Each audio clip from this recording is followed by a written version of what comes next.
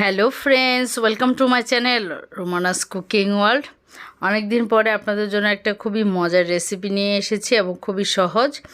আমি প্রথমে স্প্যাগেটিটাকে একটু লবণ এবং তেল দিয়ে খুব ভালো করে সিদ্ধ করে নিয়েছি। আপনারা যখন এটা হাতে ভাঙবেন তখন বুঝতে পারবেন যে এটা সিদ্ধ হয়ে গেছে। আমারটা কিন্তু অলরেডি সিদ্ধ হয়ে গেছে। আমি সাথে কিছু পাস্তাও দিয়েছি, জাস্ট এমনি, আপনারা না চাইলে এটা বাদ দিতে পারেন। এখন এটাকে আমি একটা ঝাঁঝরিতে ছেঁকে দিব।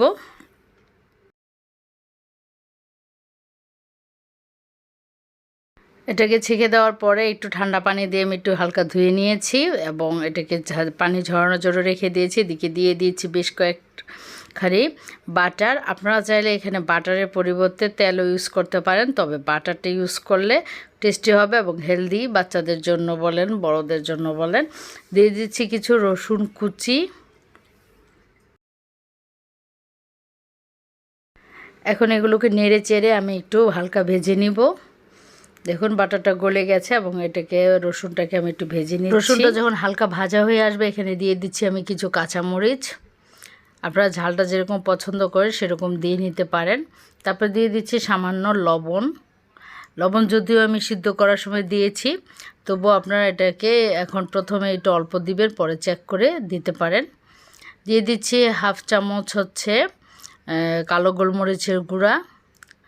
আর দিয়ে দিচ্ছি আমি এখানে, আপনারা এই সসেজের পরিবর্তে চিকেনও দিতে পারেন। আমি এখানে বিফ সসেজ দিয়ে দিচ্ছি। আপনারা চিকেন সসেজ অথবা চিকেন ছোট ছোট টুকরো করেও এখানে দিয়ে দিতে পারেন। এখন এগুলোকে একসাথে খুব ভালো করে একটু হালকা ভেজে নিব। এটা যখন হালকা ভাজা হয়ে যাবে এখানে আমি 1 চামচ দিয়ে দিচ্ছি সয়া সস। এটা দিয়ে এখন একটু নাড়াচাড়া করে ভেজে নেব। আপনারা চাইলে এখানে কিন্তু মাশরুম, তারপর আপনাদের ফেভারিট কোনো সবজি থাকলে সেটাও ইউজ করতে পারেন। তবে আমার মতে অন্য কিছু না দেওয়াই ভালো, তবে মাশরুমটা দিতে পারেন। খুব টেস্টি হয় এবং খুবই অল্প সময় এটা তৈরি হয়ে যায় এবং খুবই মজা লাগে খেতে। এখন আমি সেই সিদ্ধ করা স্প্যাগেটিটা আর পাস্তাটা দিয়ে দিচ্ছি। দেখুন কতটা ঝরঝরে হয়েছে।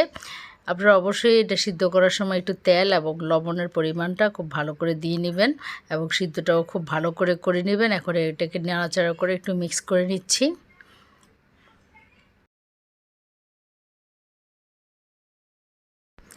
স্প্যাগেটিটা ভালো করে সিদ্ধ হওয়াটা জরুরি, তাহলে খেতে বেশি টেস্ট হয়।